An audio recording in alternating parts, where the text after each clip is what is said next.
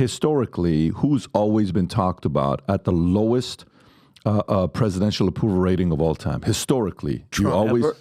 you'll hear about Jimmy Carter. Jimmy Carter's right? number one. Biden. The guy before Lincoln wasn't so good. So check this out, Rob. I'm going to send it to your Mac if you can see this one. So numbers come out, and apparently Biden is furious behind closed doors. Is there that story about being upset with the fact that people are not supporting? He's losing his cool. Do you have that story, Robbie Hogg? There it is. Behind the scenes, Biden has grown angry and anxious about re-election effort. Okay. So President Biden's frustration with his re-election prospects is evident as he reacts with declining poll numbers in the battleground states like Michigan and Georgia, feeling he is not, and by the way, this is an NBC News. This is not Fox News I'm reading to you. This is NBC News.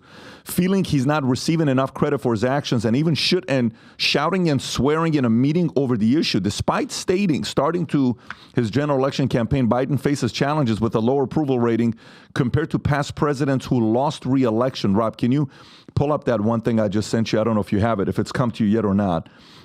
So he's struggling to convey his achievements effectively, grappling with internal conflicts over campaign strategies and his natural retail politician instincts. Biden's team remains confident but acknowledges the need for better communication. Look at this here. Wow. Approval rating, February of fourth year. Okay? February of fourth year. He's the worst out of everybody.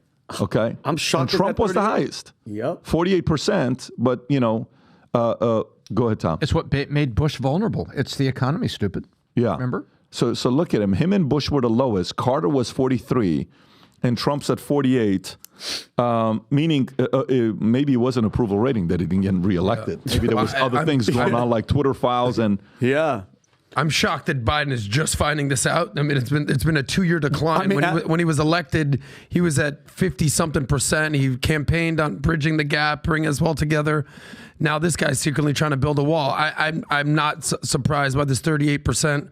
We're going to have to fact check that 48% on Trump. That's the highest number I've ever seen for him, by the way. We had an insider told us about the meeting, Adam. There was an insider at the White House, and he read this. He said, America's leadership has got the lowest approval rating of all time. And Biden pounded his fist and said, damn it, we have to do something about this guy. And he said, excuse me, sir, it's you. And he's like, what? Meanwhile, he had no idea what meanwhile, to be fair, he has the most money ever. Mm-hmm. So meanwhile, when you look at this, he's got $155 million war chest as the largest in history, okay? Largest in history when you look at the dollar amount. Page 5. $155 million is what he's got. Political apparatus boasted after about fortifying a $155 million war chest, which is dubbed the highest total of any Democratic candidate in history at this point in a presidential cycle. The mountain of cash was topped off by a $53 million haul during February, blowing past the $42 million it raked in a month prior. According to the campaign, these figures refer to the totals from Biden-Harris campaign, the Democratic National Committee, and its joint fundraising committee. They marked the 4th consecutive month of fundraising growth. We're proud of the record-breaking fundraising machine we built that is going towards reaching the voters about the stakes of the election. Julie Chavez Rodriguez, Biden-Harris 2024 campaign. So, Tom, that kind of money, how much does that kind of money actually matter at this time? Right now, to the American voters that are being polled, it doesn't appear to matter at all. And I love her quote. We're reaching the voters about the stakes of the election. They're not going to talk about the policy. They're going to say, what's at stake if the other guy? So they're already telling you, get ready for a summer of demonization and everything we've just seen.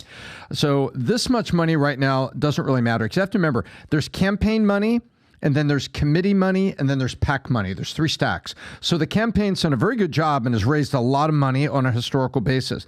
But it's the PACs that are in there and that are ultimately carry the day for election because of the John Roberts decision. Now all that corporate money will come in when everything is clear. So right now, this is historically significant, but this is nothing compared to the $7 billion that's going to be spent on this election. And a lot of that's the $7 billion. Oh, yeah. If Rob could pull up. Damn. Did you say $7 billion? With a B. Rob, could you pull up what was spent on Zelensky's 2020 going to be election? pissed. If Zelensky sees this, he's going to be pissed. 2020 presidential election total spending. Oh, no. Zelensky's going to come to Congress and be like, wait, that's my money. What yeah, there it is. And by the way, take out the primaries, just look at the regular election, and I believe it's $7 billion. Wow. Rob, if you scroll down or some sort of charts, I believe it was $7 billion on the presidential election after the primaries. Look at the double and spike. Congressional spending, presidential. Yeah, you're right. It's a $5.5 billion there. So it's going to be $7 billion this time around. Correct. Okay, so this is important to the campaign, but the PACs and the dark money is the power. Tom, that number doubled. Every year was going down less and less for presidential from 2008. And then all of a sudden, Biden 2020 spiked because obviously, so we had to kill the orange man. I can no longer remain in today's Democratic Party. Tulsi Gabbard says she is no longer a Democrat. A potential Tulsi Gabbard VP. Where we are being told that we just have to comply and go along with whatever they say. American people are smarter than this. However, we must remain vigilant to recognize their propaganda for what it is, pure lie. Unfortunately, we live in a time where free speech is under attack. Whatever they say goes, and we have to just follow. And the people who suffered under your reign as prosecutor, you owe them an apology. Taking on Kamala Harris on a debate stage before, I would look forward to doing that again. So if you like this clip and you want to watch another one, click right here. And if you want to watch the entire podcast, click right here.